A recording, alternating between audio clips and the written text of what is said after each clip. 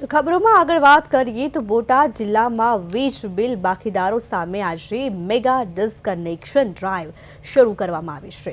PGVCL દ્વારા 25 ફેબ્રુઆરી 2026 સુધી બાકી રકમ ભરપાઈ કરવાની સૂચના આપવામાં આવી હતી। તેમ છતાં બિલ ન ભરનાર ગ્રાહકો સામે હવે કડક કાર્યવાહી હાથ ધરાઈ છે।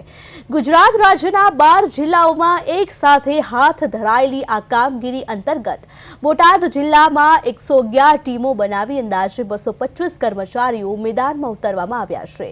જિલ્લાભરમાં ફિઝિકલ રીતે વીજ કનેક્શન કાપવાની કામગીરી શરૂ થઈ ગઈ છે। વિભાગે સ્પષ્ટ કર્યું છે કે ડ્રાઈવ દરમિયાન સ્થળ પર કોઈ પણ પ્રકારનું કલેક્શન સ્વીકારવામાં નહીં આવે। ગ્રાહકોએ બાકી રકમ નજીકની કચેરીમાં જઈને ભરપાઈ કર્યા બાદ આરસી કનેક્શન માટે અરજી કરવી પડશે। ત્યારબાદ જ પુરવઠો ફરી શરૂ થશે।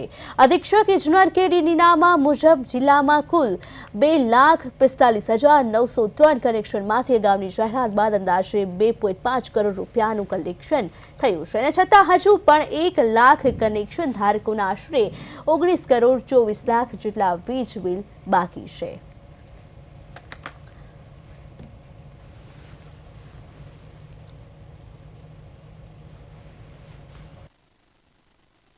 આપણે 25/2/2026 એટલે કે આજની તારીખમાં મેગા ડિસ્કશન ડ્રાઈવ અમે કોર્પોરેટની સૂચના મુજબ ગોઠવવામાં આવેલ છે। અને એ કોર્પોરેટ ડ્રાઈવના સૂચના મુજબ અમે એને છેલ્લા 4 થી 5 દિવસમાં એની સતત જાહેરાત પણ કરી છે કે ભાઈ આપ કનેક્શનના પૈસા સમયસર ભરી જશો, અધરવાઇઝ તમારે 25 તારીખના રોજ કનેક્શન કપાશે। તો એમાં અમને થોડી ઘણી સફળતા પણ મળી છે કે અમે છેલ્લા 2 દિવસમાં આ જાહેરાત અંતર્ગત જાહેર જનતા અને કન્ઝ્યુમરો જેને જાણ થઈ અને જેને ભરવાના હતા એવા 2.5 કરોડ રૂપિયા અમે રિકવરી માત્ર 2 દિવસમાં કરી છે। આજે અમારી ટોટલી ટીમો 111 ટીમો છે અને એમાં મેન પાવર ગણીએ તો 225 કર્મચારી આ અભિયાનમાં જોડાયા છે।